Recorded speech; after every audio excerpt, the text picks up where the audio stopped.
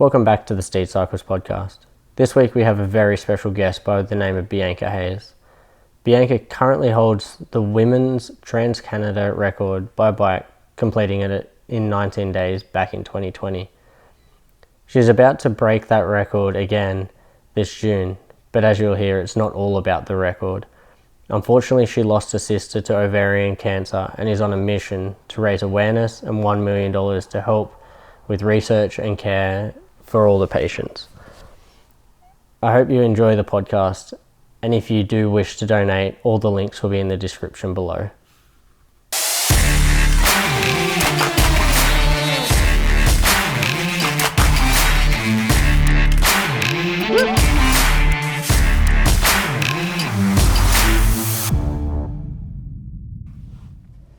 Alright, how are you, Bianca?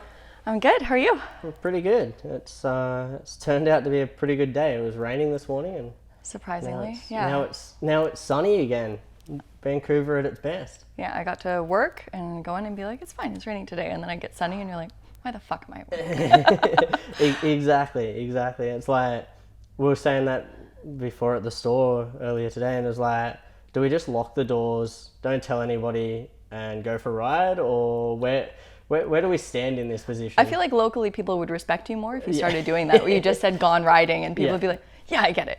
Yeah. Although I don't know if they'd be too impressed. If they've come to pick up their bike to go riding and we're out riding, that might offend somebody. That's true. Maybe you have to like draw straws and you leave one unlucky person there for those pickups. Yeah, I don't know. We'll have to visit that one with Steve and Kim and see what they come back with. But it's crazy. I can't believe, like, even looking up at the mountains, it's like super clear. Are you guys mostly roadies in the shop or mountain bikers?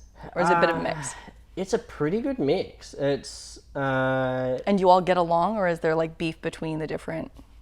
No, it's surprisingly one of the best shops in the way of not only like the riders, right, but even the different store departments, if that makes sense. And if anybody's out there listening that has worked in a store, they'll always know there's friction between like service versus sales versus whoever else, and everyone seems to gel. I think we've got I think if you took anybody out of the store and put them in another store, they'd be classed as like a higher level employee, I guess you could say. Okay. So everyone's got this mutual respect. Right. Everyone pulls their own weight, everyone does their own jobs, and it just seems to work. That's good. That's all you can really hope for at the end of the day. Like, people are showing up, they're doing what they're supposed to do, and no one's an asshole. Yeah. And I think, like, Kim does a really good job of the hiring process and selecting a good team. And then between a couple of the managers, including myself, everyone seems to be able to get their teams to work within themselves, but then also with the other teams, and there just doesn't seem to be a lot of that sort of friction, which I've definitely felt in previous stores and things like that. So it's kind of nice. And then going back to the riding side of things, it's like you've got guys walking around with shaved legs that will still still absolutely tear you apart going downhill, and vice versa. Like we've had everybody from like high level athletes sponsored by different bike brands and that side of things, all the way through to your most recreational cyclists, all the way through to Breck, who has done like I've got an absolute mental blank. What's the ride from, is it the Great Dividing Range from Banff down to Mexico? I think I've heard of this one. So like there's so many different like avenues people will take, and I think it's just it's a good mutual respect in there. So okay, you definitely get the feeling like walking into the shop that that everyone's very friendly, and like very approachable, which is really nice, because I've definitely gone into some bike shops, especially being like just completely out of my element going into bike shops, because I just bought a bike off Craigslist and was like, I'm just gonna ride it. But I know pretty much jack shit about bikes. And so like I'll go into some bike shops and they're like, so what are you riding? Like and I'm like, I have no fucking idea. This is the bike, this is what it looks like. I need this part, I think. Someone told me that I did, and I think this thing is broken. And then they just the attitude that you get from some people when you don't know. And I'm like, I don't know. It works. I ride it. Like I don't know. Yeah. But yeah, you definitely get some attitude from some shops. Yeah. Whereas like you just don't get the friendly atmosphere. And you're like, why does it matter? Yeah. Like doesn't this make you more money because you're the one that gets to fix it when I fuck it up? Yeah. But like you do walk into some, and I'm sure you feel it as a female as well. Like you walk into some shops and like I'm not really... I've got a fair bit of knowledge and things like that, and even still, like I feel intimidated walking into some shops because it's such a boys' club almost. Yeah. And we're very fortunate to have quite a few female staff members, and I think that really balances out the way the store functions and works, and it's a lot less testosterone in there, and I think that shows with what you're talking about. But yeah, I completely agree. It's just like sometimes you get into some stores and it's like dingy, dark, dirty, and you're like, how are you still operating in 22? Dingy, dark, and dirty I haven't experienced. It's like the super shiny and like very expensive, and you just kind of go, oh dear God, like I'm definitely out of my element. Yeah. And this is how much? And you just kind of go, I'm just gonna go. This is way out of my tax bracket. But I mean, yeah, I think cycling is a boys' club in general, but it's changing. I mean, it's just like the attitude that you get from some people like just on the road. It's like, yes, you can tell because I've got long hair and pigtails. Like, you know that I'm a girl, and like, of course you're gonna try and pass me, and you're gonna be a dick about it. And no one says on your left anymore, which is my biggest gripe. But you're just like, okay, or you could just try to sideswipe me. That's cool. Yeah. But it's just the attitude that you get from some people. You're like, can't you just be nice? Like, this is why people don't stick with anything, is because you're a dick. Yeah. My favourite is, I've got quite a few female cycling friends, and I've been out riding with a few of them, and they will purposefully cough as loud as they can cough if they've got somebody following them or like almost tailgating them that they don't want to be tailgated by. Yeah. And it's just like, it's surprising how often that happens. Yeah. And it's like, you can't go fast enough to pass me, but yet you're happy to sit on my wheel. Yeah. And it's like, some of these girls are like some of the best in Vancouver and BC for cycling. And it's like, yeah, it's so funny to watch, but at the same time, it's almost like disrespectful in some aspects, that it's like, you're not going to talk to me, you're not going to say hello, you're not going to do any of that, but you're happy to sit on my wheel and just like get a free ride while I'm there. And it's like, it's kind of disgusting a little bit. Yeah, well, I mean, you get that too when you pass somebody, and then automatically they see that you're a girl and they're like, oh fuck, and then they try to pass you, and you're like, you can just go, like I'm not racing you, bro. But yeah, I mean, it's the attitude that you get. I mean, it's pretty much everywhere. It's unfortunately in a lot of, I mean, it's in business, it's in cycling, it's in everything. I think it's still there, unfortunately. There's the undercurrent. You can always sort of feel it, and you're like, oh, okay. Yeah. But I've been really lucky, honestly, with like the clubs, and at least like in the people that I've been out riding with, have all been just so welcoming. Like probably too much, because they've supported me doing some really stupid shit and told me I could do things that I was like, I would probably not have told me that I could do that, but okay. But I mean, it's been like the best atmosphere, and why I've actually felt like I've been confident enough to do a lot of things is because everybody's been so nice. Yeah. But then you do meet like just the random dicks, and you're like, if I had just started and then met that person, that might have been enough to make me not do anything. You wouldn't want to do it. Yeah. But the people you're talking about that are encouraging, I would much prefer to have those people around me than the people that aren't encouraging. Oh, 100%. Yeah, they're just like tricking you into doing things that are absolutely insane, but it's great. So I guess we should give you a little bit of an introduction. You do hold the female record for the Trans Canada ride across from Vancouver to Halifax. Yeah. So how far is that exactly, do you know? 5,732 kilometers. Wow. Yeah. And you did that in 19 days? 19 days, 10 hours in 2020, like height of the pandemic. Yeah. And yeah, the police at the border of Nova Scotia were not impressed with me. I bet. Yeah, we didn't think that we would get through. First it was Alberta, because I heard that there were a bunch of sort of like roadblocks up there. Okay. And so each province, and then as I got more tired, I just started hoping that they were going to send me home, because I was like, that way I can just blame it on the provincial police. And then we got all the way to Halifax. The guys in New Brunswick were really stoked. Like, one of the guys just walked over and was like, you rode your bike here from Vancouver? Here's my card. If anyone gives you trouble, you tell them to call me. Yeah. And but then getting to Nova Scotia, it was like sort of lining up with all the cars. Yeah. And the guy just looks at me and he goes, what are you doing here? Yeah. Like, I rode my bike here from Vancouver. I'm raising money for ovarian cancer.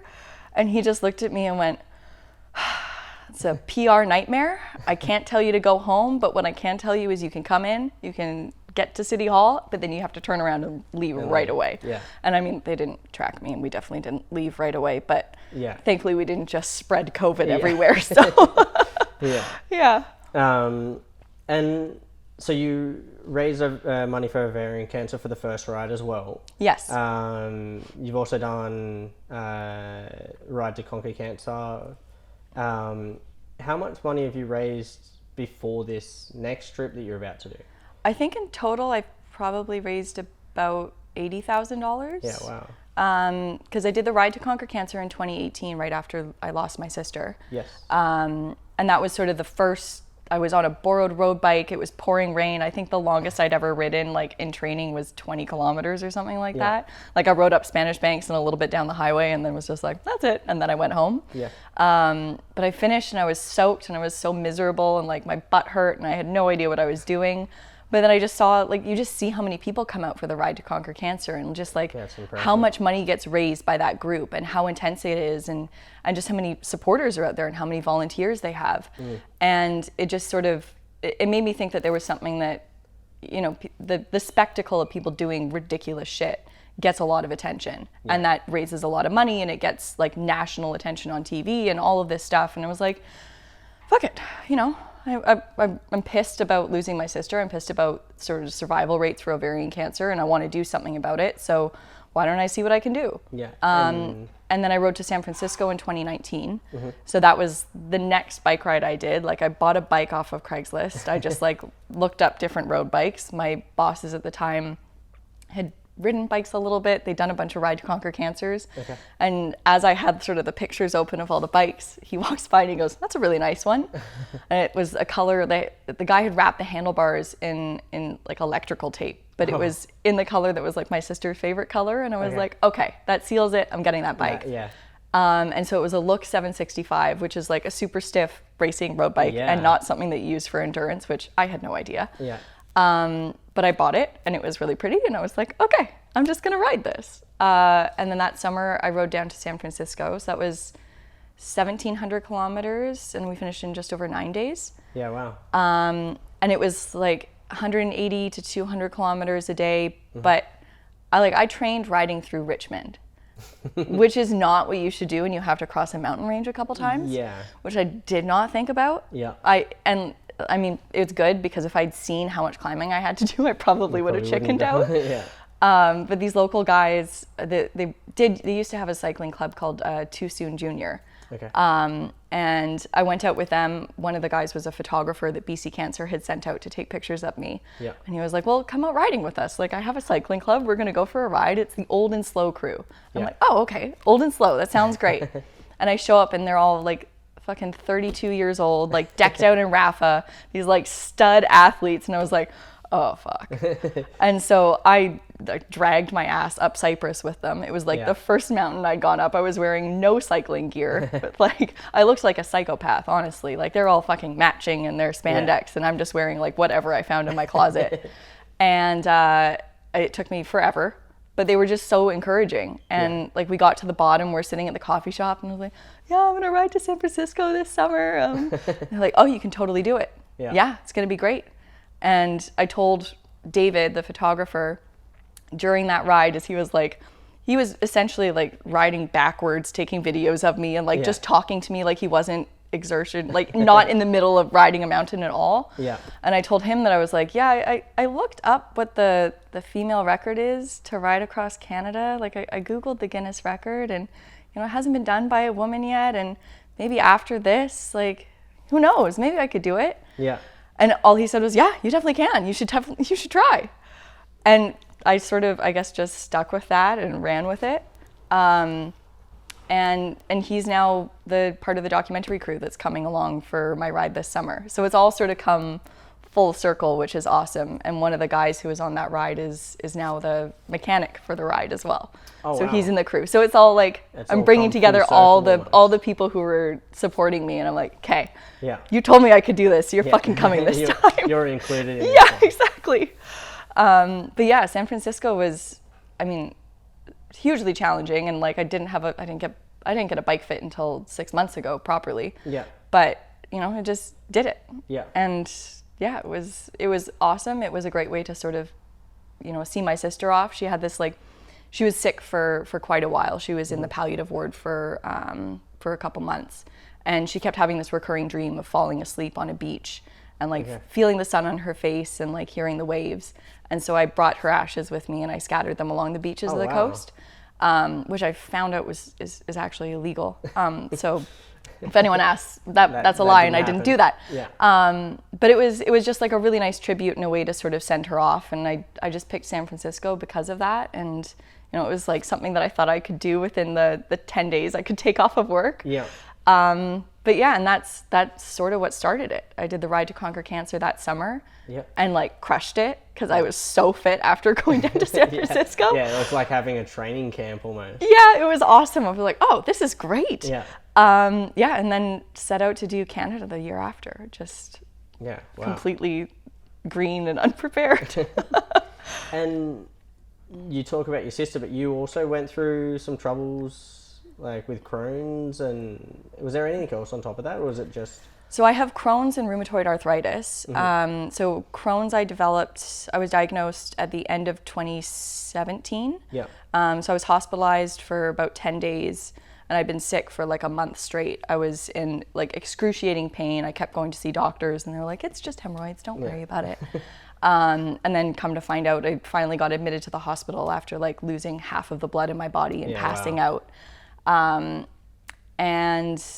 then after 10 days in the hospital, started treatment, and that went pretty well. And then it was after the first Ride to Conquer Cancer in 2018 that my joints really started fucking up. Okay. So like first it was my fingers, like they were doubled in size. Yeah. My feet were swelling up. Like I could barely walk. I could barely dress myself. Like I could barely move. And that was around like the end of August and into September. I went to Paris with my mom in October of that year, and like by the end of every day I was just in tears because I was in so much pain. So much pain. Yeah, and they didn't really know what it was. They thought it might have been like a drug interaction because autoimmune diseases just fuck with everything. Yeah. But I was determined to see the city, so I just like hobbled my ass around. I was taking like 20,000 steps a day on what felt like broken feet. Yeah. But I was in Paris, like you have to do it, right? Yeah, you can't not. Yeah, I'm not gonna sit in a fucking hotel in Paris and not see it.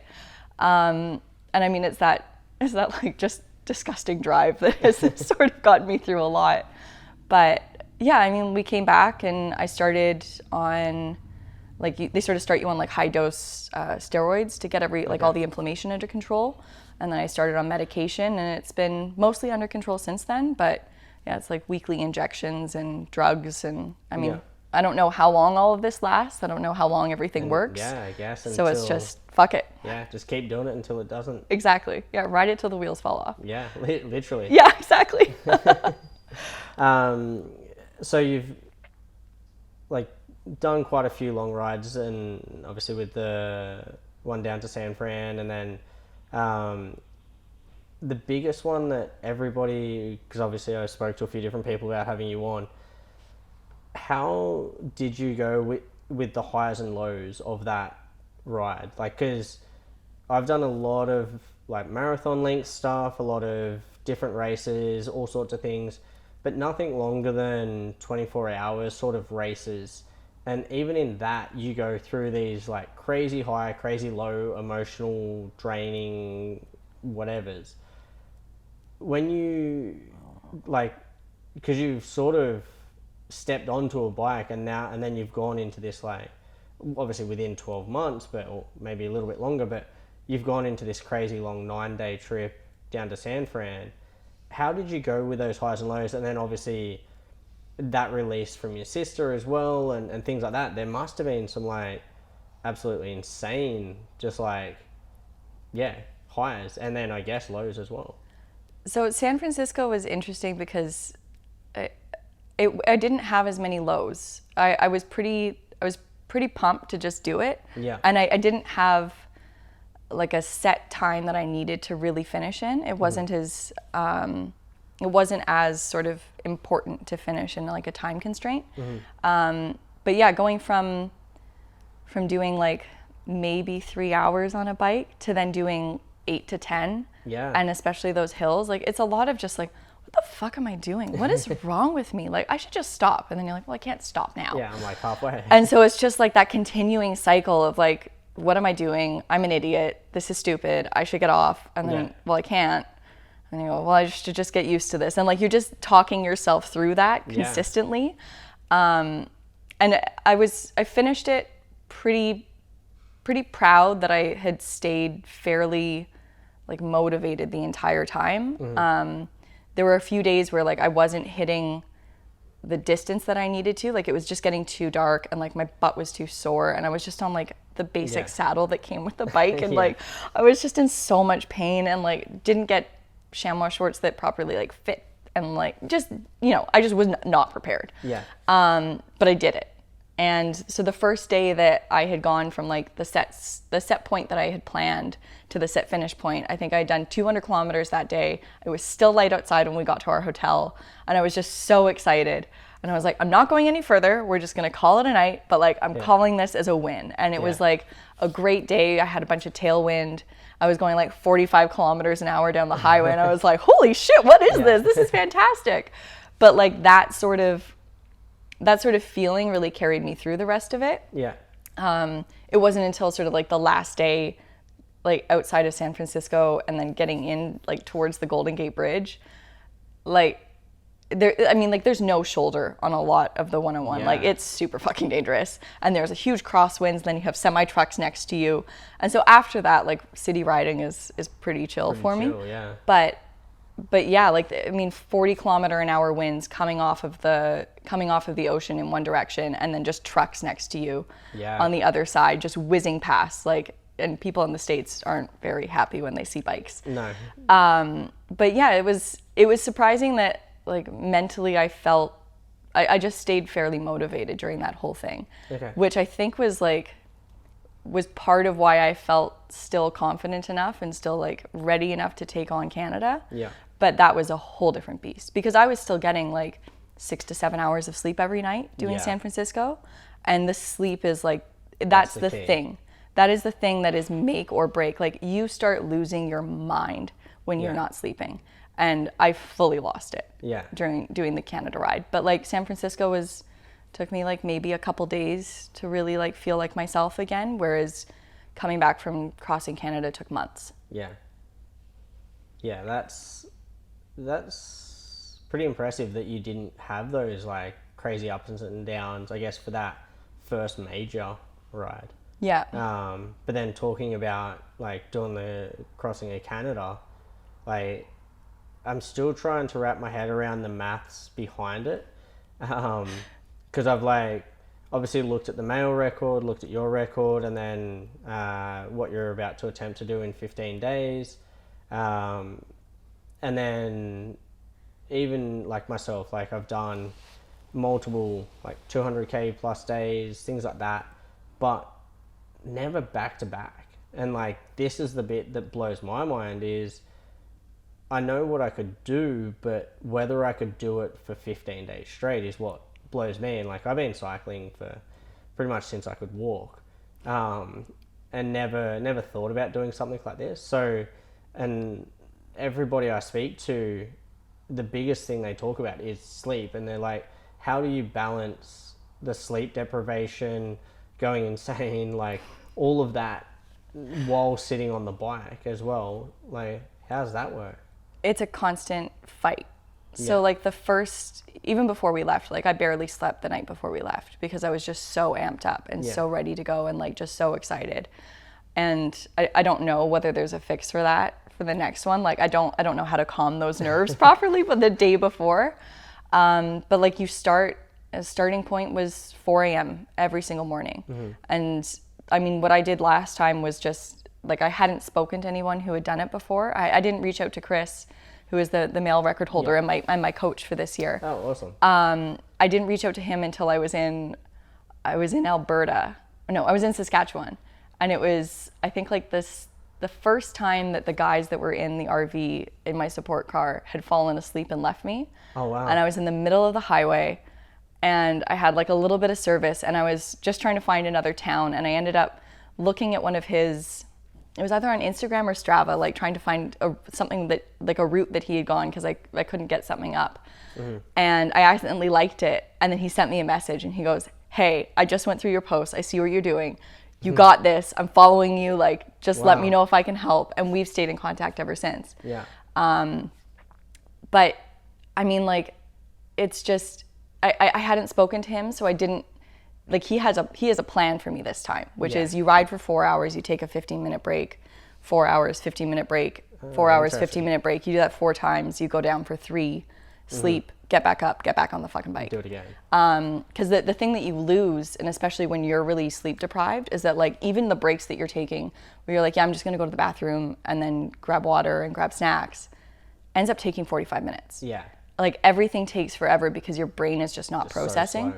So and then the problem with the crew that we had last time was it was 2 guys. One of them was the driver and like my main like support guy who was my partner at the time. Yeah. And he was trying to like drive, keep me alive and also not fall asleep at the wheel. Yeah. And so both of them were also sort of staying awake the whole day and then like sleeping in, and it did not work. Yeah. We needed more people for it. Yeah. But for me, it was just like getting up after 3 hours. Like I kept having this recurring dream that like we were in a war, like there was a battle going on and I was in a fight, and I would wake up like in a panic that I was running away from people who were attacking us. It was very strange. And by like the 4th day, if I came into the RV and sat down and closed my eyes, I was immediately dreaming. Yeah. Like it was directly into REM sleep because your body is just desperate for it because it just wants to try to get you to recover. Yeah. But like I was hallucinating, I was talking to myself, I was falling asleep on the bike and like drifting out onto the shoulder. Yeah. And you just go to some really fucking dark places. Oh, yeah. Like riding on the side of the road. I was right outside of Winnipeg at the time. And I remember like getting through the city, I hit this thunderstorm, and then I got to the longitudinal center of Canada. Oh, wow. And I was like, oh, I need to take a picture here.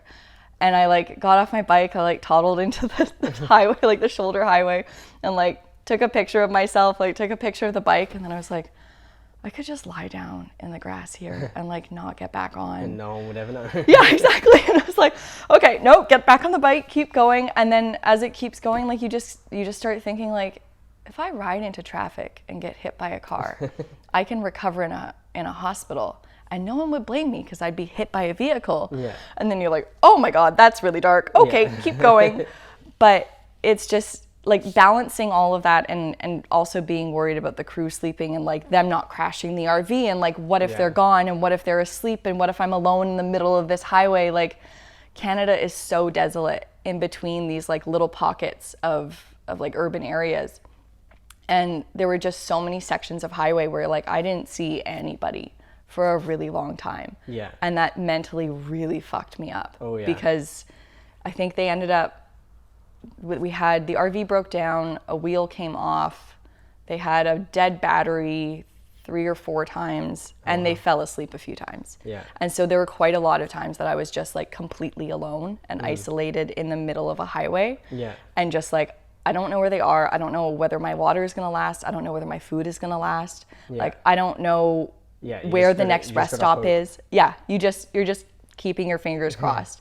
And there were times that I would just like have my phone out and I'd be riding and just power calling them, just hoping I would wake them up. Yeah. And it was just like the most stressful feeling. And I mean, I was going for a Guinness record, like, and it was just watching all of that just like slip through my fingers with every single passing time that I didn't make it. And, you know, there were distances that I hadn't covered, or there was something that had fucked up, or there was a route that wasn't working properly, because, you know, other places in Canada actually get winters and they need to do fucking construction during the summertime. So hitting construction where it's just straight gravel and you're like, well, I can't fucking ride this. And then going off and taking another direction and showing up to what Google tells you is a bike path, which turns out to be a mountain bike path. And you're just like, I've just gone 20 kilometers out of my way to do this. And all of that just adds up and adds up. And that's like, and that is the 4 days. And it's like, it means that going into this year, I'm so happy and like, I feel so much more prepared. But it's just like, it was the most frustrating fucking experience of just seeing all of those things happen. And then also just being like, I was mentally like a toddler, like just on the brink of tears, like all the time. And I'm not a crier. But I was just like, I left that ride feeling like very upset with myself about like mentally where I got.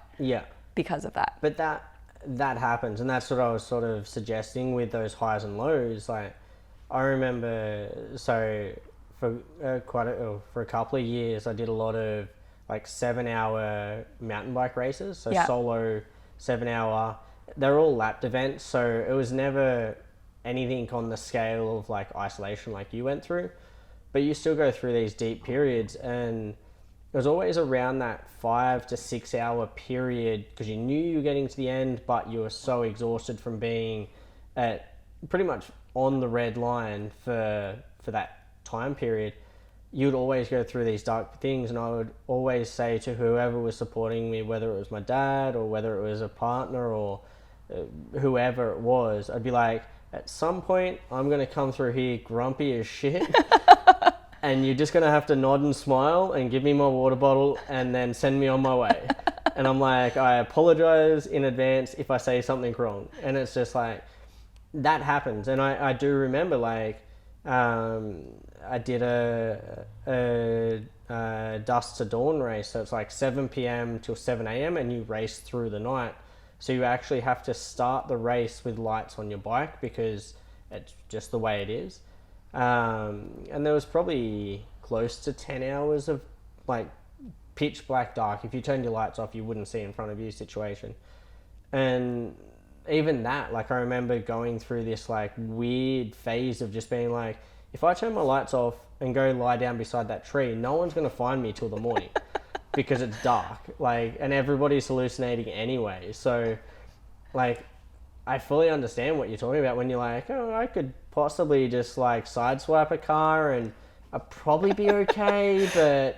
And it's just like, yeah, it gets pretty frightening when you think back about like what you've actually thought about and what has come up and all of that. It's just like scary. Yeah, because I mean, like it's one of those things. I think I don't know where I heard this, but it's like you really meet somebody at that point. Yeah, you like, find yourself. You really do, and you start going like, oh, I don't know whether I like that. Yeah. And like it's realizing that like you have the strength to pull yourself out of it more than like that's who you are. Yeah.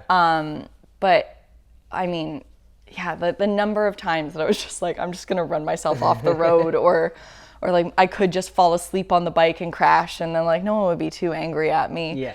But it wasn't until like there were, I don't think I had any highs honestly during most of the Trans-Canada because we had fuck ups from like the first day. Yeah, right. Shit started fucking up on the first day outside of Kamloops. Like my lights had not been charged for some reason. Okay. And I go to put them on and my boyfriend called me and he goes, I can't see you. There are semi-trucks barreling down the highway and you are completely fucking invisible. Invisible, wow. And then I hit a pothole and it was like yeah. a foot across, a foot deep. And thankfully I didn't go completely in it. Like I swerved out of the way in time and thankfully didn't get hit by the truck that was passing. Yeah. But like that popped the tire and it was just like, Kate, you know what? We're 5 kilometers outside of Kamloops. Let's not test fate. Let's just drive in, sleep for the night and restart. Yeah. And it was thing after thing after that. Like we blew 11 tubes the next morning. Yeah, wow. And because bike shops had been sold out of fucking everything, so anything that was left was all probably stock from like a decade ago. Yeah. So it was all dried out and fucked up, and they were just blowing one after the other as we were putting them on. And then the bike pump broke, and so it was only a hand pump left. And it was just like all of these Just things all these morning steps. of day 2. Yeah. And it was just, and so it was starting off like that meant that the entire time I was just fighting through trying to do it. Yeah. Of just going like, I've said I'm going to do it. I'm not going back without fucking finishing this. Yeah. But like no highs and just being like depressed and sad and feeling like I thought that everybody was angry at me. So what was the motivation to continue doing that? Like, obviously if you're at the point of like continuously just finding like fault after fault after fault, like what motivated you to continue? I don't think that it's any like one thing. It's just I started it. Yeah. I can't not do it. Like the Stubbornness. only thing that will let me finish is like if I get hit by a fucking car. Like that was the only out that I was Yeah. like allowing myself is like if I get really sick or like if I get hit by a car, sure. Yeah. But outside of that, like I am finishing this fucking thing. Yeah. But yeah, like I thought that people were gonna be mad at me. I thought that people were gonna think that I was a failure and that I had really fucked up and that it was all my fault because the way I looked at it was, okay, well, I obviously didn't prepare the crew for what this was gonna be. Like I thought I did. I thought I Yeah. explained like this isn't gonna be fun. This is gonna suck. You're gonna need to be awake. Like I need Yeah. you to be on the fucking ball. Like Yeah. I need this to be a pit crew when I stop because you can't let me stop because I'm just gonna sit down and fall asleep. Yeah. But obviously, like somewhere in there, I failed. And so I took all of that on, and like that was just the only thing in my head the entire time was like, I have failed everything. I have failed everybody. I have failed this fundraiser. I have failed this event. Yeah. I have failed, like I had A&W was my sponsor for the ride, and I was like, I failed them. Yeah. They're definitely angry at me. All of these people who are angry at me, like, and then it would like the only real like solace that I would get would be sort of finishing or coming into the RV and having my boyfriend sort of going like, here's all these really nice messages from people. Like they're really proud of you and they're saying really nice things. And I was like, I don't want to fucking hear it. They actually hate me. They're lying. They hate me and I'm failing. And he was just like, okay, well, here's your water bottle. Why don't you get back on the bike? And I was like, okay. But I mean, like you fully just, you lose it. Like I screamed at them a couple times. Oh yeah. After they fell asleep. It was in Saskatchewan. And I had to, like, I finally like went off course, found a gas station, got liquids, I just got like a giant bag of candy and I was just shoveling it into my face as I was riding into Manitoba. And then I hit 40-kilometer-an-hour headwinds as we were going into Manitoba. Yeah. And I got back on the RV when they finally caught up to me and I just screamed at them. And I was like, if I can't fucking count on you, I don't understand how we're gonna fucking do this. I don't understand why you're, and then I was just like, I'm gonna go get back on my bike now. Like, just got back on and kept going. But it's just, I'm just too stubborn for my own good, I think is the moral of the story. That's, you kind of have to be an endurance athlete though. Yeah. Like I know quite a few different like endurance athletes, all sorts of things, and they are like that in real life anyway. Like it just becomes that point of they start something and they don't care what it takes or what it will do. They just have to finish it. Mm-hmm. And they almost like, it's just pure stubbornness almost in that sense.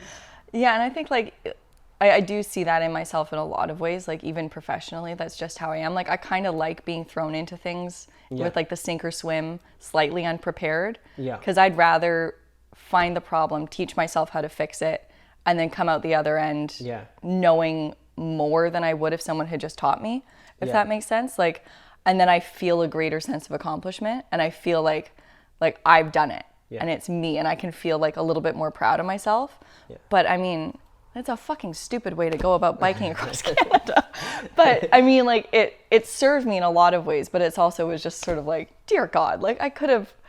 Yeah. But I mean, there was so much going on. Like being in the middle of the pandemic was so hard because we had all these plans going in at the end of 2019. Like around November was when all the plans were coming together. And it was like, oh, okay, so we can go find a bike shop. We'll sort of like intern there for like a month, like go spend like a weekend, like a few hours, learn how to do all this shit.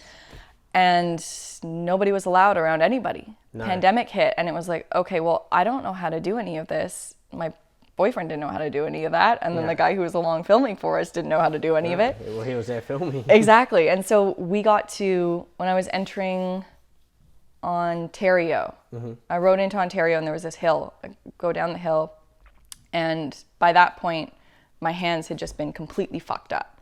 So my hands had swollen in Alberta, and I rode without gloves for a little while.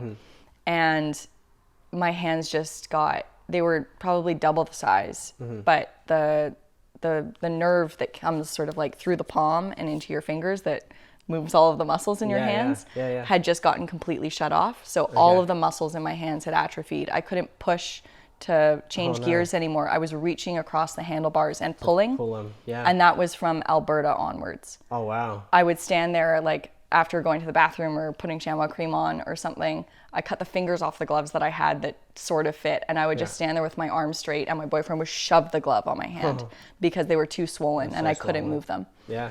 And so I could barely hold on to the handlebars properly. So I'm going down the hill entering Ontario, and there's these train tracks that are like sort of at an angle, and they were really far apart, or at least I'm remembering that they were really far apart. I could be off because I was very sleep deprived. And my front wheel goes in, it turns, and it goes into the groove of the train tracks, and I slammed on the ground, and I landed on my derailleur. Yeah. And so for the rest of the trip from Ontario onwards, I was dropping chains. There was like fuck ups. I could barely shift properly. Yeah. And like we spent an hour on the side of the highway in Quebec when it had gotten really, really bad, like watching a Park Tools video, trying to figure out how to adjust the limit screws of a derailleur. And it was not until, so I won't mention which ones, but I've gone to four different bike shops since then, and had my bike serviced, like for big services. And no one has noticed this until just this last weekend. Okay. The guy who's coming along as my mechanic.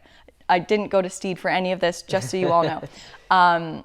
And he was looking at it and he goes, "Your derailleur hanger is completely bent." Yeah. And I was like, "Yeah, I fell on it." I was like, "I've told multiple bike shops this." And he goes, "No one's done anything because it was at an angle." Yeah. Like completely fucked. And he goes, "Yeah, you're going to need a new one, but like we'll bend it back into place for now." Yeah. And so I've just been riding on a fucked up derailleur hanger for a while. But it was just, like nothing that I could figure out roadside, right? Like nothing that I could adjust, but trying to figure it out with that knowledge. It's like you're never going to think about adjusting any of that sort of stuff. No, like, and like so we were turning limit screws and just like, I don't know, maybe this will help. And just drop chains and all of the shifting problems. But I mean, we did it. I finished. I got there. Yeah. So how does your morning look? So you're talking about this like 4 hours, 15 minutes, 4 hours and repeat. You have, how many hours sleep did you say you were planning through that? Like what was the big stop a day? I was just riding continuously through last time, and then I was trying to stop as little as possible. Yeah. So this time around we have more of like a circuit sort of strategy. Planned. But last time I had maximum 3 hours of sleep every night for the entire time. And it's going to be about the same this time. Okay. So the plan from what I'm gathering is you do your 4 hour stints, and then is it just 4 hours consistent? And then how long was the big break that you said you had? It's just to sleep. Like it's just 15 minutes after the 4 hours. That's it. There's no like 2 or 3 hour stop. It's just 4 hours. The 2 or 3 hour stop is the only sleep that you get. So that's what I'm asking. That's the sleep. So that's it. That's at night. So you do 4 hours with the 15-minute break, and then you sleep for 2 to 3. Get back on the bike. Yeah. And then so obviously your pit crew, you pretty much climb off the bike, fall asleep, and get back on the bike. Mm-hmm. When you wake up, what does your morning look like, if we could call it a morning? From when you wake up to when you get on the bike, is it pretty much instantly straight on the bike and then you eat on the bike and drink on the bike? Or is it have food before you start moving? Or so it was, the last time it was food in the RV. Mm-hmm. I think this time I have Crohn's, so I do have to sort of, there's bathroom stuff to deal with in the morning. Yeah, for sure. Because otherwise you're sort of like going and then you have to stop and then you have to go again, and then it's just, you may as well just sort of like eat. But it just cuts into sleep time, honestly. Like if I need that much time in the morning to get ready and like have a coffee and get things moving and then get on the bike, then that's how much time I have to take out of my sleep. Yeah. because it's just the thing where you lose time is any of your stops and any of your sleep. For sure. And so it's just like a timer starts, and I have to be on the bike at a certain time, because otherwise you've lost, and it can easily turn into half an hour, and it's amazing how quick that goes. Yeah. Well, you add up all of those little half an hour stops, and all of a sudden you're a full day behind. Exactly. Yeah, like I can fully understand that. Like going back to when I was talking about the marathon racing, because they were lapped events, you might lap 15, 16 times around whatever the track was. And if you could minimize those breaks to like 30 seconds, or even not even stop, to the point where someone hands you a bottle while you're still moving, like that saves you 5 minutes, 10 minutes at the end of the race per lap. And it's like, it's crazy, like how much difference you can gain by not doing like those little sort of odd stops and pit stops and that sort of stuff. Yeah. It was so frustrating to see how much time I had lost just from that. Yeah. Where did I put my water? And just seeing that added up at the end of every day. And then sort of looking at like the end goal that I had, factoring in all of that, plus like some of the times that, you know, I've been left and like carrying more weight, and how much that had slowed me down, and all of those things. And you go, like, I probably would have made it.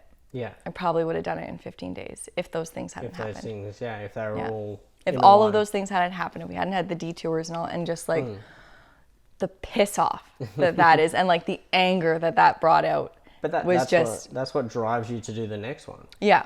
And then you'll do this one and you'll be like, I could have done this, and this better.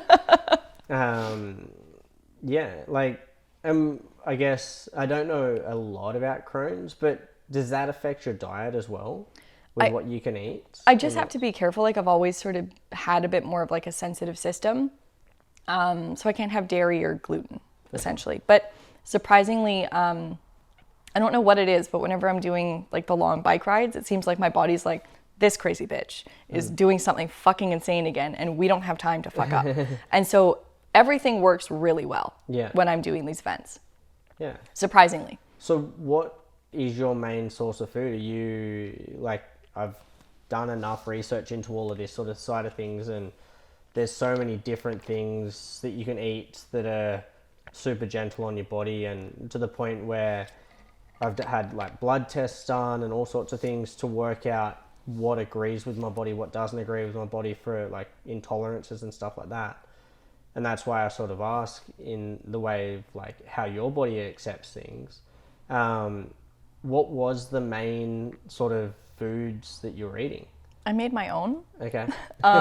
So I was really scared, because it was like things had gone well going down to San Francisco, but I mean, like, I was still fairly new diagnosed with it. So I made like my own little bars. It was like puffed rice crisps mixed with like honey and chocolate and protein powder and salt. And that was pretty much it. And then in between then I would have like, they would pick up like fast food, and I would just inhale whatever they brought me, and a lot of like peanut butter and jelly sandwiches. But like I do not have like a specific diet. It's just like, give me food, I will eat it, it's fine. Yeah. The problem was my hands had been so fucked up and I couldn't use them. And so I couldn't eat on the bike because I couldn't hold myself stable with like crosswinds. And the thing, like, if you've ever ridden on a highway with semi-trucks, you get pushed out by the wind and then sucked back in. Yeah. And so you really have to have a good handle on the bars. And like, you know, the side of the highway is covered in fucking debris and there's shit everywhere. Like, you have to be really on it to not die. Yeah. And I couldn't unwrap any of my food. So I was just trying to eat every time I stopped. Okay. And so I would get them to get me like Slurpees and candy. Like, I was just eating anything, honestly. Yeah. But there's a really funny video of me from last year with like a burger like on the table, and I couldn't hold it because I couldn't use my thumbs. Yeah. And so it's just sitting on the table, and I was literally just putting my face down to it to eat it and just like trying to scoop it into my face before I got back on. But I lost over 20 pounds doing the ride because I could not eat. Yeah. And so it was like just plowing Gatorade and candy down my face whenever I could, because it was the easiest thing to just grab and like shove in my mouth. But it was, that part was terrible. Like it was not nutritionally sound at all. So have you got a plan for this one? I mean, it's just eat as much as possible. It doesn't really matter what it is at the end of the day. Like, you can try to hit macros as much as you want, but you're burning fucking 10,000 calories a day. So it's just calories. Yeah. So it'll be like a lot of like Cliff bars and honey stinger things and whatever I can stomach at the time. Lots of peanut butter and jelly, I imagine, again, because it's nice and soft. It digests really easily. You get some fats, you get some quick sugars, and you get like the longer acting carbohydrates from the bread. Yeah. So I found that was a really good source, but I definitely never got enough protein the entire time. But I don't think that you can. I don't know whether it's possible, because I don't think I could do a liquid diet, because I think that would fuck up my system. You couldn't. If it was running, you could probably get away with liquid diet a little bit more, but definitely not with the amount of cycling for the length of time. Yeah. I'll have to give you, I've got a couple of books at home, like recipe books. Okay. That are all based on the guy that wrote them actually designed and created Scratch Labs. Oh, okay. And then his job before that was a chef for the Tour de France teams. Oh. So, interesting. So he knows his shit. He does. But a lot of it is rice based. Okay. So I was on the right track with my rice things. Yeah. Okay. Yeah. All right. I knew what I was doing.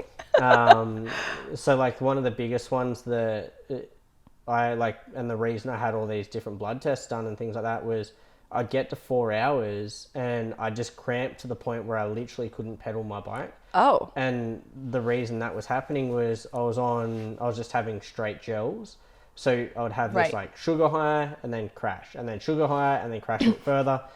And when you have like 8 to 10 gels in 4 hours, you get to the point and you're exercising at your limit, because usually the first hour you're above the red line because everybody's going as fast as they can go to try and break each other. Right. And then it settles into a rhythm, and then after that, you're sort of feathering that red line for the next X amount of hours. And I'd literally get to the point where I just couldn't keep going. Like there was times where I would literally fall over, still clipped into the bike, because my legs would seize, and I'd have to sit there and like massage my legs out to be able to stand up. So I went to a nutritionist and a few other different people, and they worked out that it was just this like sugar high to crash, until I got to a point that my body stopped functioning. And that was somewhere between 4 to 5 hours when it was pushed to its limit.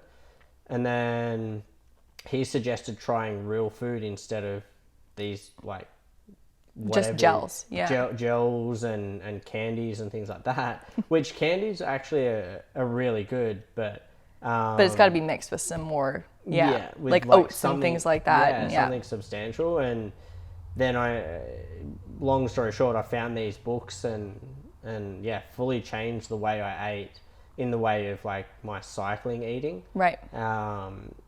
You do get over the rice a little bit, but you get sick of whatever you're eating for that long. Yeah.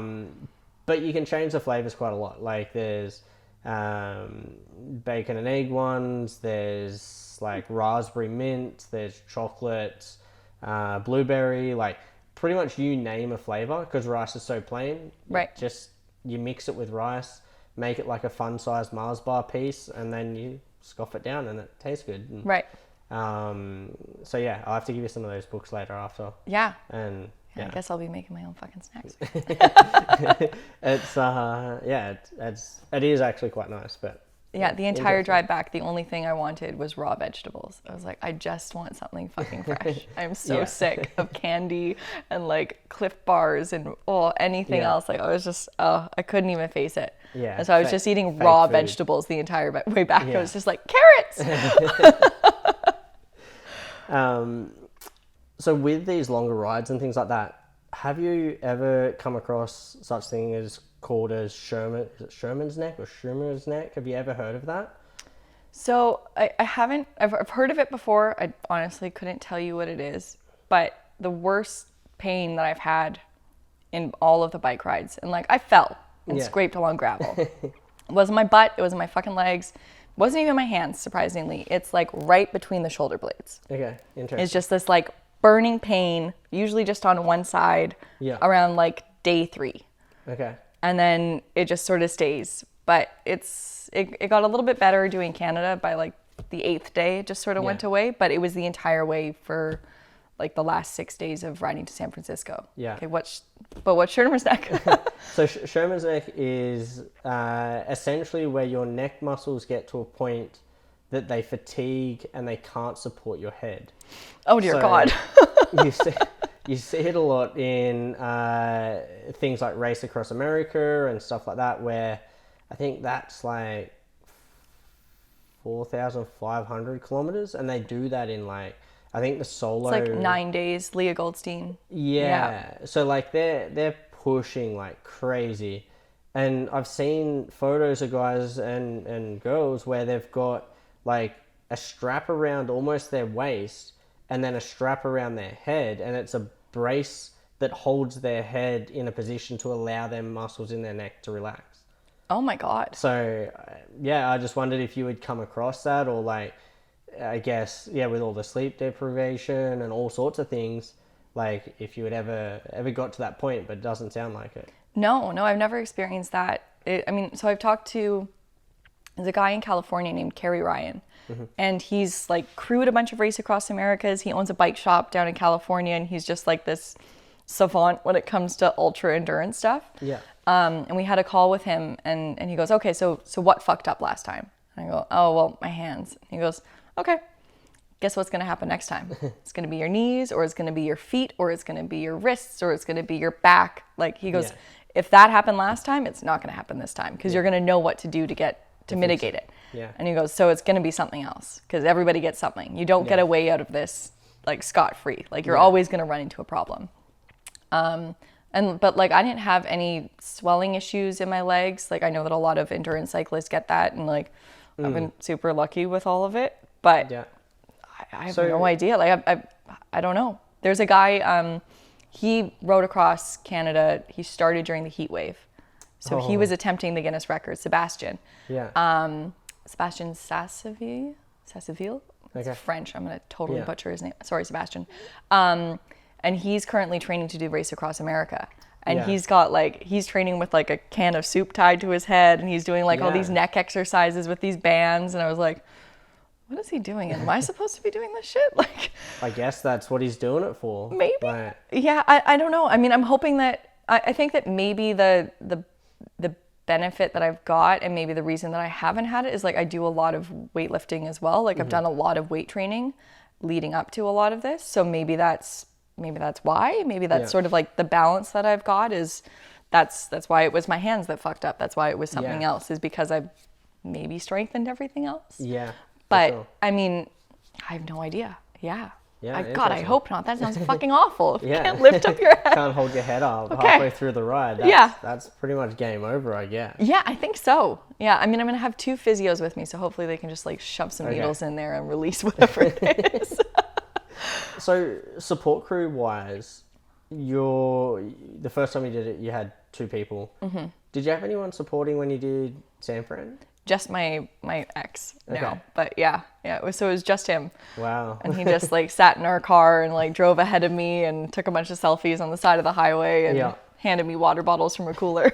That's a good test. Yeah. And then this one coming up in June, how many people have you got on board for now?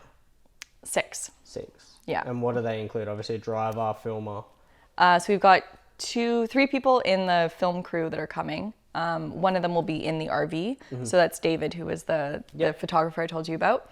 The main bike mechanic will be Scott, Scott Jennings. He's the one who found the derailleur problem. But he's like a great cyclist. He's awesome. Yeah. And then we also have Travis Tomlin. He's a physio at Rebounce over on Kingsway. And Jason Wong, who is a clinic director at Myo Detox. Okay. Yeah, and then there's one other guy that's coming along, Teo Wayman, and Justina is David's wife, and so she's like the she's the one producing the documentary who has like everything in her vision. And I was like, you guys are just in the film car and you can do whatever you want, but like I'll be on a bike and we're not redoing anything. I'm not going back. This is one way only. Exactly. Yeah. So it's funny because like in the lead up right now, like we've been doing like interviews and stuff, filming all the behind the scenes stuff, and they've been asking me questions, and like we'll go out and do a bike ride and they're like, hey, well, we need to get this shot again, so you're gonna come. And I'm like, make the most of these now, because you're not fucking getting. If you ask me to redo fucking anything during the Canada trip, I will slap you and then get back on the bike and keep going. Yeah. When you drive back, they'll make you do certain spots different times. No, it took me a month. No, I didn't even bother getting back on. I think Jason offered to do a bike fit for me, and so I sat on the bike for it after he had like sort of needled my hands to death and gotten all the nerves coming back. But it took me like a year to get back on the bike after the last one. I just kept looking at it and being like, fuck that. There's no fucking way. Well, that's, I've forgotten, what was your coach's name? Chris. He was back on a bike in like a week. Really? He's a fucking crazy person. I read that it took him close to 6 months to recover. Oh yeah, he wasn't recovered, but he was back on a bike and riding. Yeah. He had the same problem that I did. He had hand problems when he got back. But he was like, he still was out like doing little bike rides like a few weeks later. I feel like you have to. I mean, I guess so. To turn the body back over. I think it was a big problem when we did come back. I mean, it was COVID, so I wasn't allowed to go anywhere. True. Because we had been outside of the province, and like I wasn't even allowed to see physios because they were like, well, you've been outside the province. Like, what if you give me COVID? Yeah. And then gyms I wasn't allowed into.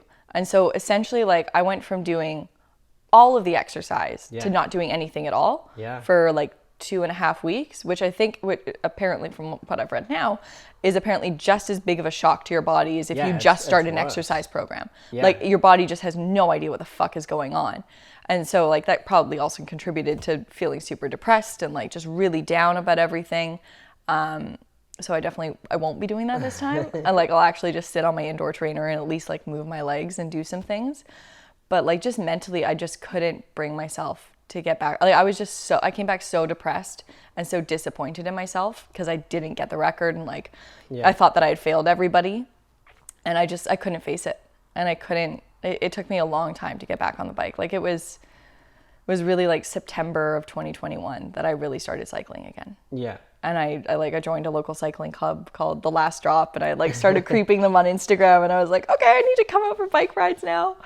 But like it took me that long to really like get my brain around like properly training again. Yeah. Because I was just so fucked up from it. Yeah, that is one of the biggest things. So I do a bit of coaching in the way of like training plans and then all of my previous racing and things like that. And you talk to any endurance athlete and that have done it for a long time, if you don't keep the body moving after the event, it's exactly as you say, your body goes into this complete shutdown, and exactly that. It is worse than the actual event itself if you don't keep moving, because you train for months leading up to this, if not years leading up to this event, and then all of a sudden you go from like the highest exertion your body's ever had to nothing. Yeah. And one day is kind of okay. It's even better if you can get on the bike or at least get up and move around the next day. But yeah, it's it was not a good idea. Yeah. I did just serious like weight training because I just wanted to get a lot stronger. For sure. Because I was just so weak and like 25 pounds lighter. Like I was just a little skeleton when I came home. And so I planned on just bulking up and like just getting really strong so I could like come into my training program just like jacked, really strong, and then ready, because like the cardio comes back. And all of that like easily does. It's just like getting confident on the bike again, because after being like and feeling so vulnerable and not being able to shift gears or like brake or use my hands, like I think that was the biggest effect I had like mentally to get over, because it was just so terrifying, like being on the side of a road next to a whole bunch of semi trucks and being like, I barely have control of this thing. Yeah. And it's like me, this tiny little piece of carbon and trucks. Yeah. And it was like, it took a long time to feel that confident, but it was funny how quickly it came back when I did start cycling outside again. Yeah. And I was like, oh, I'm really good at this. Like, I know what I'm doing. Yeah. I can do this. I'm kind of like it too. And it was funny how quickly I realized that I actually really enjoy it. But I had, for some reason, like convinced myself that I hated cycling. Yeah, it happens. I know lots of people that have done their first 24-hour races, like solo races, and same thing. They'll be like, all right, don't ever let me do that again. And then by the end of the week that they've had after the race, they're like, all right, when's the next one? Yeah. And it's just human nature. Yeah. Where you hate it and then eventually you're going to love it.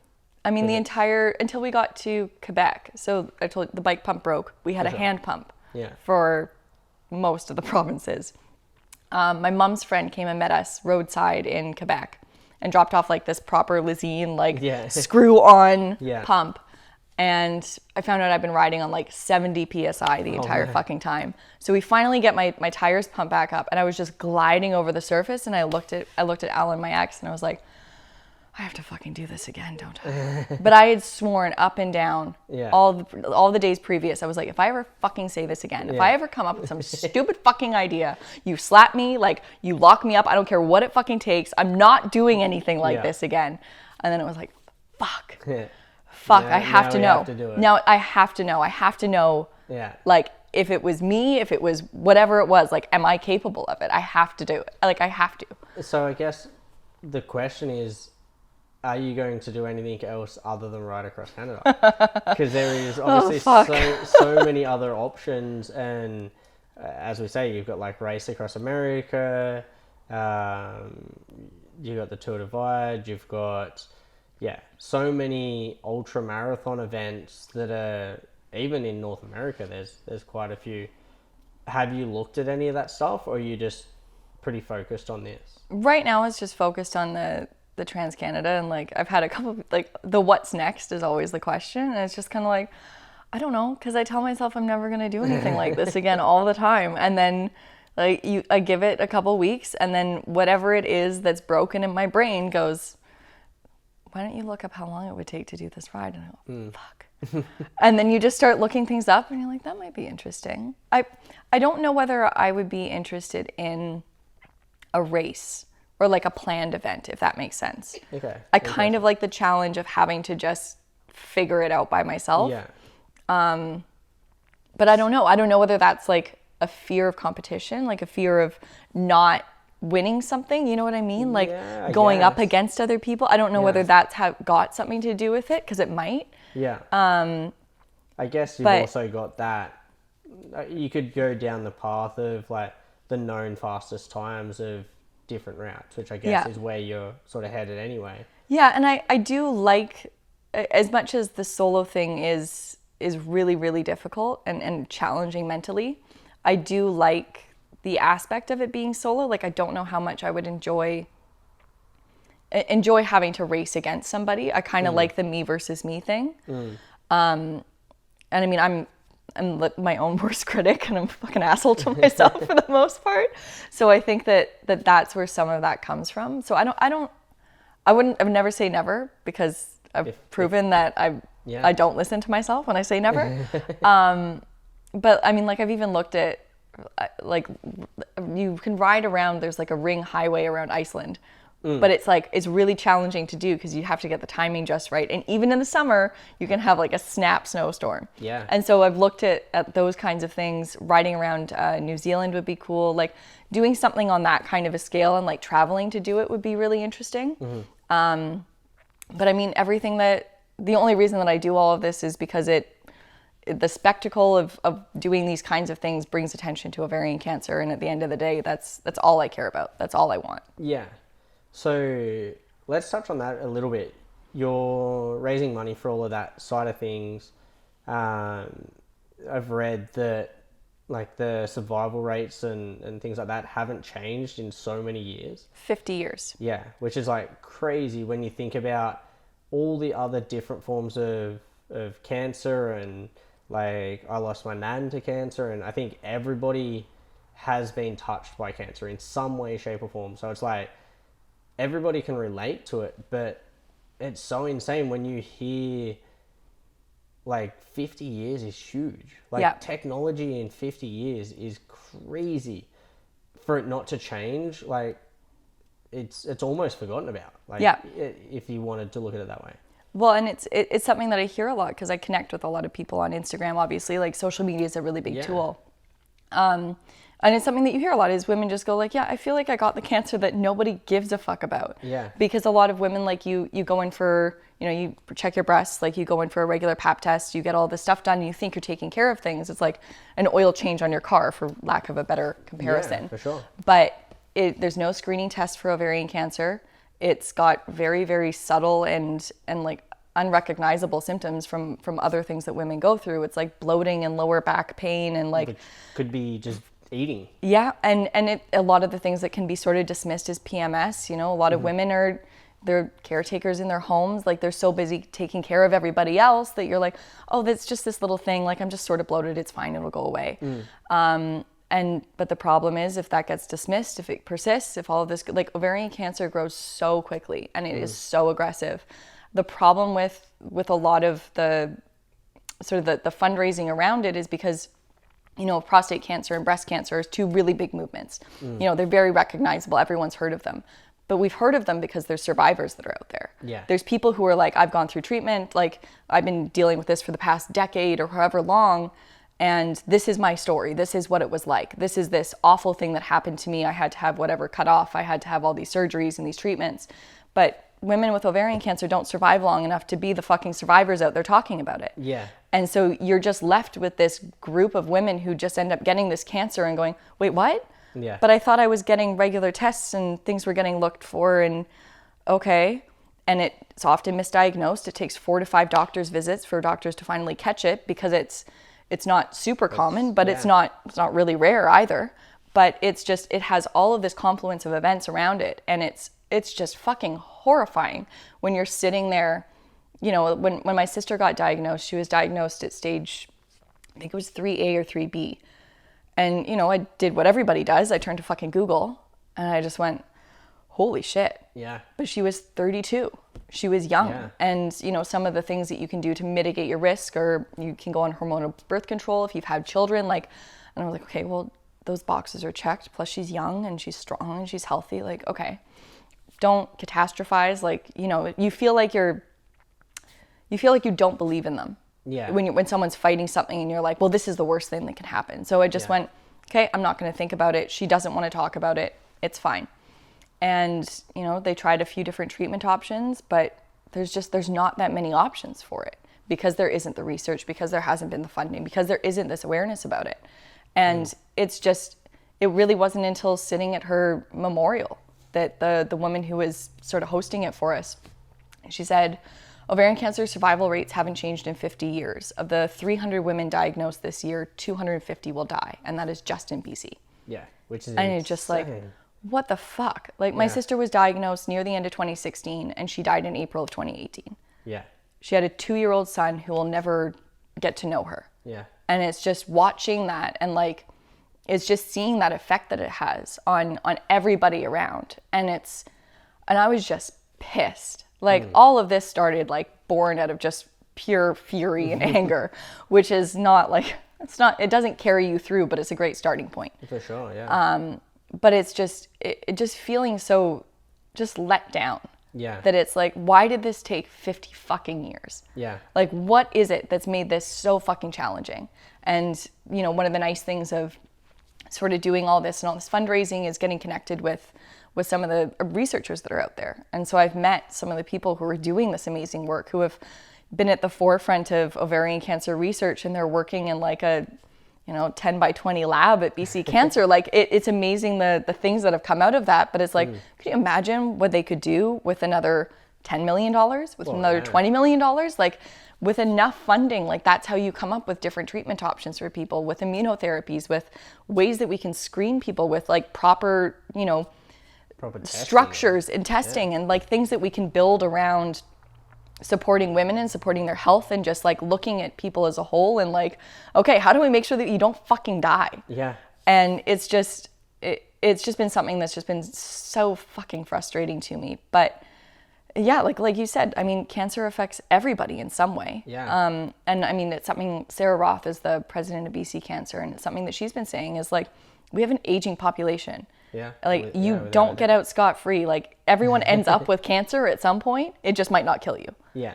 And it's just so crazy to think that there's just been this thing out there that just hasn't gotten the attention. And, you know, I think social media has sort of started to work in its favor. Like there's more people talking about it and being very open about their stories, but it's still just something that's so frustrating to see. And like if these bike rides work, and if they, you know, if the documentary can work, if all of this sort of stuff can come together, and I can be the person that's sort of jumping up and down and waving my arms around and being like, are you fucking paying attention now? No, give them money. Yeah. Then I'll do whatever it takes. Yeah. Yeah, it's like, even just listening to all that, it's just so crazy to me that how many different types of cancer there are, but how selective the dollars are to where they go. Yeah. And it's like, it seems like, without pointing the fingers at certain people and the wrong people, and I don't know enough about that side of things, but it almost seems like there's the popular cancers and then the non-popular cancers as if it's a school ground. Right. And then the popular ones get the money and the non-popular ones just sort of sit in the background. Yeah. And it's like such a different thing, because it's not something I've thought about a lot, but over the past week or so, the more I think about it, it's like, that's so true. Yeah. Like I've done Ride to Conquer Cancer, I've done a couple other things like that.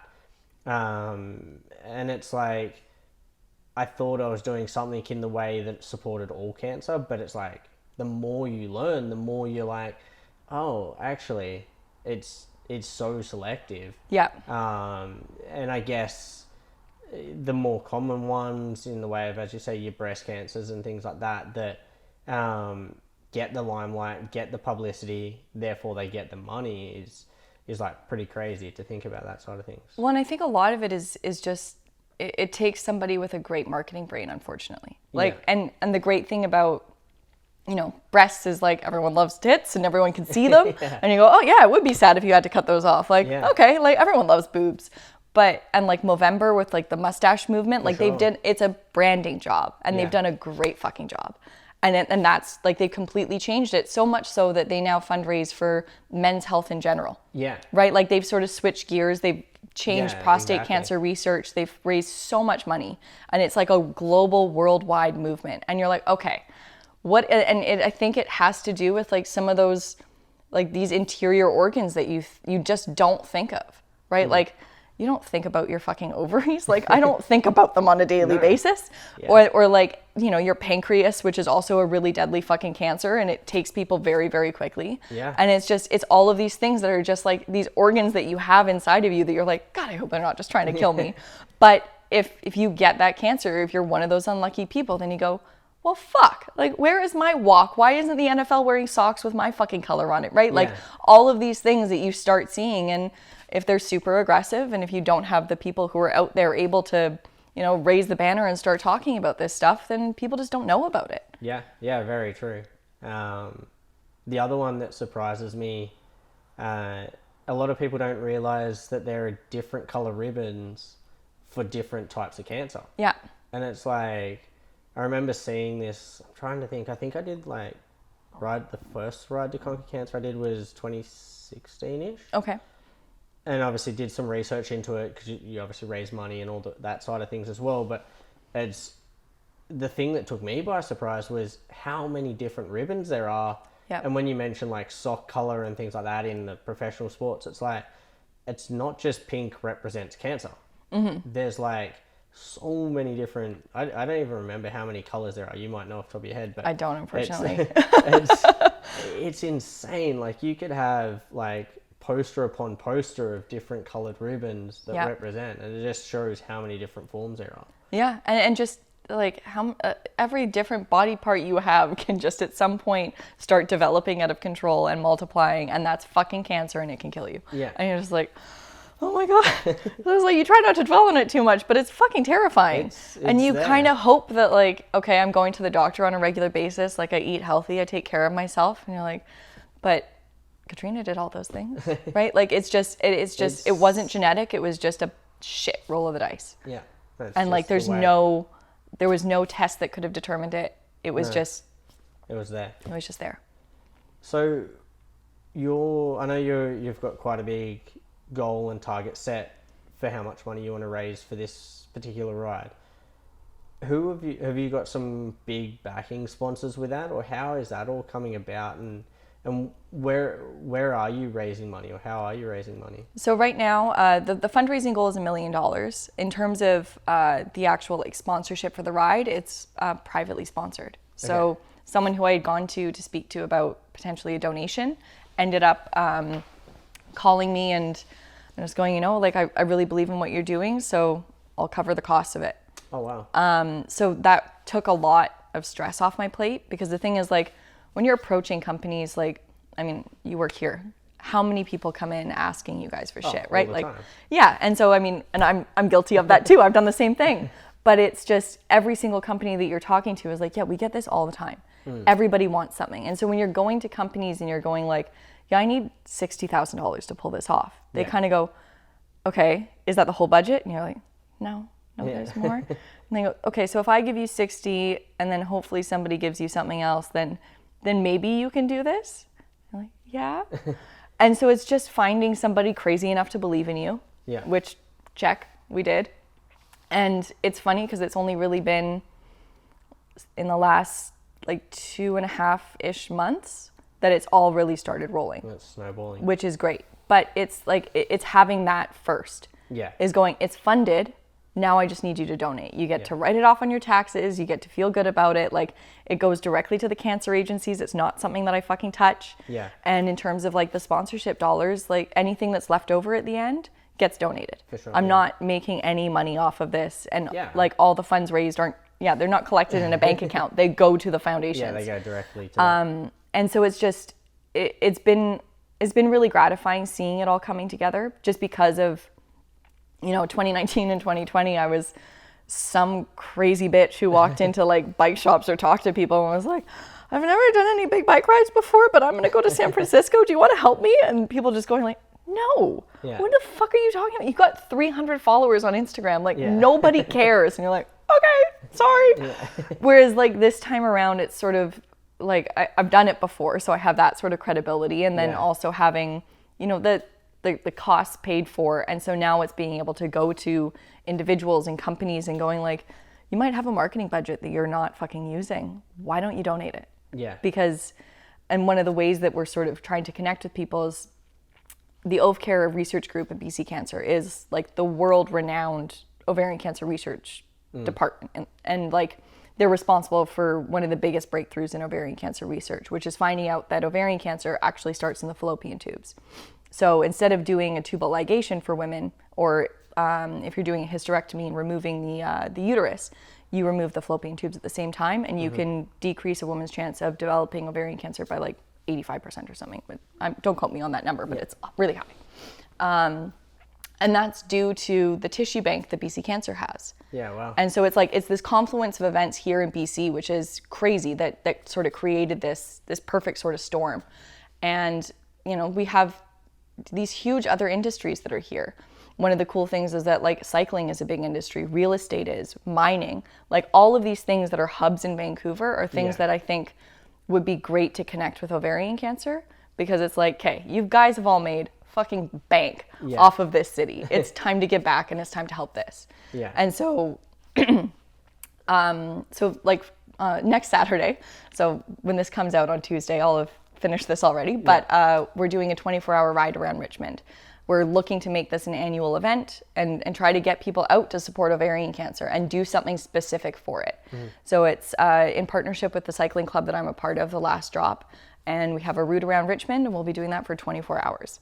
So it's like a little taste of what I go through on the Trans-Canada. But it's great to be able to do this and like have this as a sort of jumping off point, and as a way that sort of other companies can get involved and see the possibilities for the future, so that it's not just dependent on me doing really long bike rides. It can be something that's more of a community event.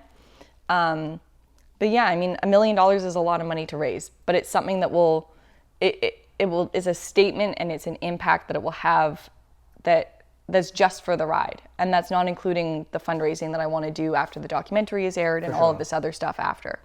But yeah, I mean, it's great to have that backing and that weight off of my shoulders of going like, how the fuck am I going to pay for this? Because before I got that phone call, I was just looking at lines of credit that I'd opened over the last like decade and going like, I've got room. Like I can go into debt. I did it last time. Like I can do it again. It's probably not the smartest financial decision, but like I won't not do it. And so if I have to do that, if I have to leverage everything that I have, like I've got space on credit cards and I've got space on lines of credit. Sorry, Mom. And it was just like, I'm doing this no matter what. And I think that sort of having that mindset when I was talking to people really helped. Because it was just like, I'm not doing this. So it's either you want to help me, you want to get on board, or you don't. That's, and I guess with that size of event, you have to have that mindset. There's no, I can kind of do it if you help me. It's like, I'm going to do it, help me or not. And it's like, but that's pretty awesome that you've got it funded before you even start, and then it's everything is solely based around the donations and the raising of the money. And it allows other companies to sort of come on, like whether it's for like food or like the RV or whatever it is, like and Seven Mesh coming on obviously helps a ton, because having to buy like 15 fucking cycling kits and different jerseys and all this shit, like all of that adds up. I mean, shit, socks are like $30. You know what I mean? Like all of this stuff costs so much money. I picked the most expensive sport in the world, but like all of that takes money out of what I need to spend from that, which means I get to turn around and donate it at the end. For sure. And so it's just like the more that gets to go back to that, like the happier I am at the end of the day. So, I mean, I'm still the person that's like sitting at my computer looking at our budget being like, okay, what can I do without? And like cutting things out of it and trying to like, you know, I want to do this as cheap as possible because, you know, I don't need it to be, I don't need the fanciest things. I'm like, if I can get away with buying shit off of Craigslist, like it's worked well for me before. Yeah, exactly. And so it's just whatever I can do to make this, that I can raise the most money and make this have the biggest impact on the ovarian cancer community is all I'm willing to do.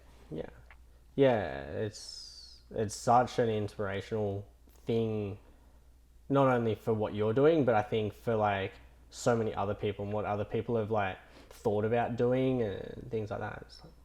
It's making me think about certain things that I'm doing, and I'm like, I've always done things for me and like different rides for me, and I'm like, I wonder if I should start looking at some of the crazier things I've done and applying some of this stuff to it. It's like, you would be surprised the kind of support that you can get. Like, so there's a mountain biker up in Squamish who saw the story that Seven Mesh shared.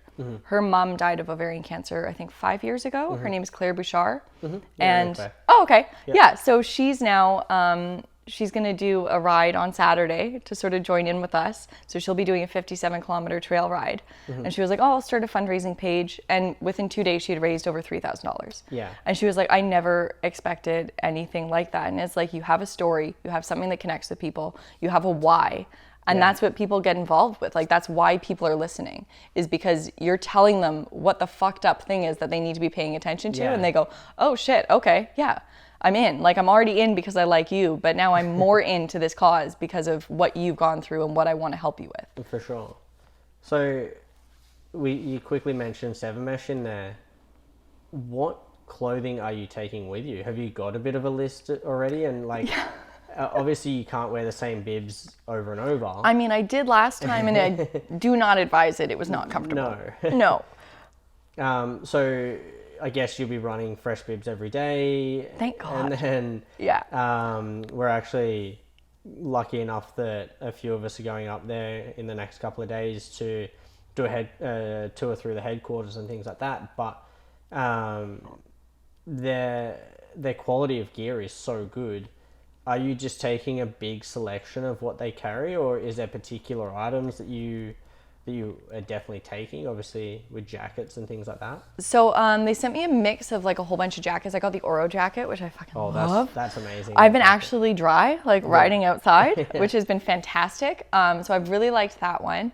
I know the color of this other model of jacket that they gave me. It's like their neon watermelon one. Oh yeah. Which is like also a waterproof, but it's not like the same. It's not the same Gore-Tex. It's a bit thicker. Yeah. But then I'm taking like a mix of jerseys, mostly short sleeve, because like I have a couple jackets from them that I'll wear over top. But like for the most part, it's like you start cold in the morning in BC to about Manitoba, and then it's hot the rest of it. Yeah. And then just a mix of their shorts. So I rode across last time with their WK2s, and that's why I reached out to them, because I came to Steed and I walked in and I was like, I'm doing a really long bike ride and I need shorts. And it might have been you, or it might have been you that it was like, 7 mesh is great. Yeah. You should try these ones. And we're like, okay. But it was like mid-COVID. So you're like, well, you can't try them on, but I'm sure that they'll fit. Yeah. And yeah, I took those. I had 2 pairs of those. And then I think I had like 2 pairs of Pearl Azumis as well. But I wore the 7 mesh the most because they were the most comfortable. Yeah, they are. And like you can, it's just like, just the actual chamois, you can feel that it's not, because it's separate. Yeah. And it's not that one piece. It actually like moves with you as you're riding, so it stays comfortable, which was huge, obviously, for that long in the saddle. But I'm bringing, the nice thing that I'm going to do is going to do the cargo shorts, because they're a little bit thicker. Yeah. So like just for like the change of the pressure points. So those, the WK2s, and then a mix of some of their jerseys. And then I think instead of doing, because right now in the winter I'm riding with their TK1s, which I really like.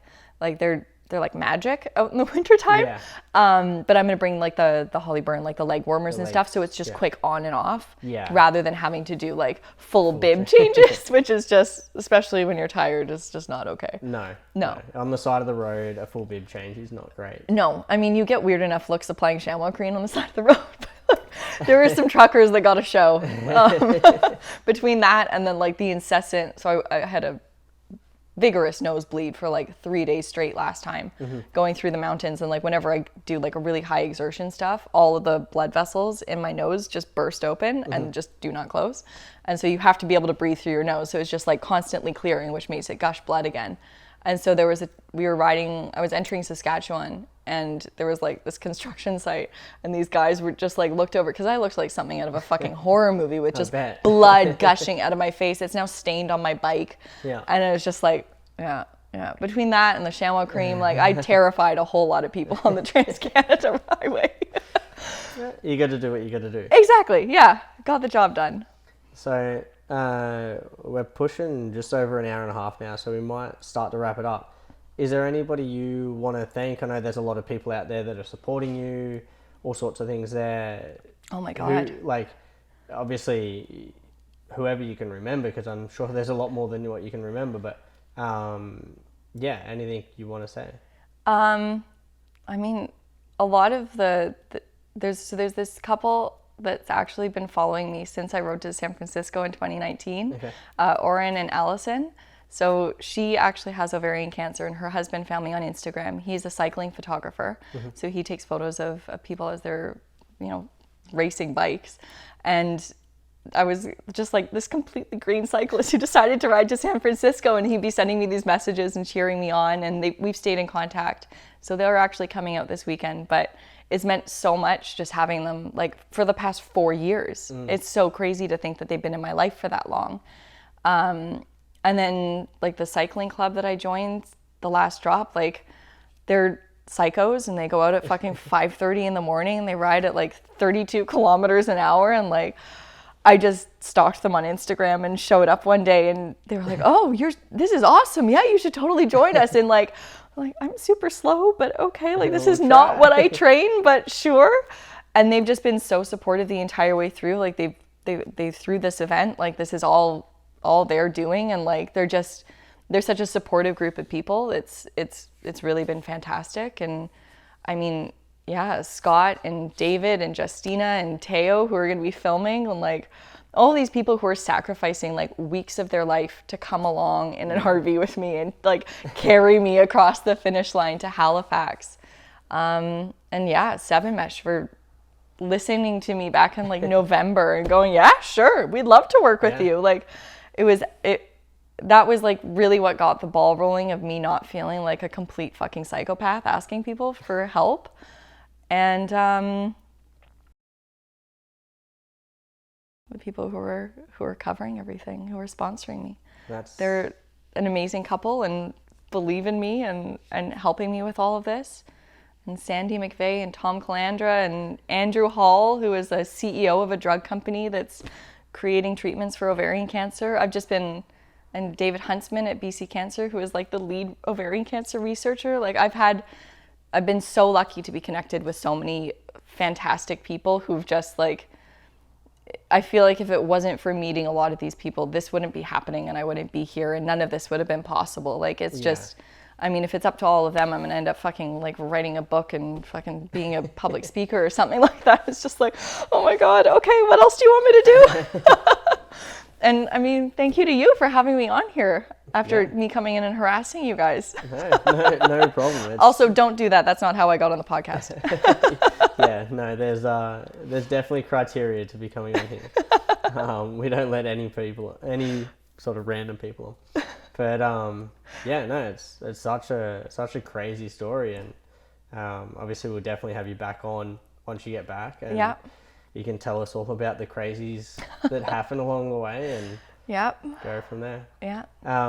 So lastly, where can people find you social media wise, donation wise, all of that side of things? My website is biancahayes.com and my Instagram handle is @theovariangang.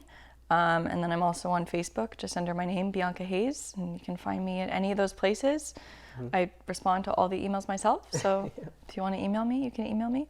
Awesome. Yeah. So get on there and share a bit of that coffee money and go from there. Yeah. All right. Yeah. Cheers. Thank you. Thank you. All right.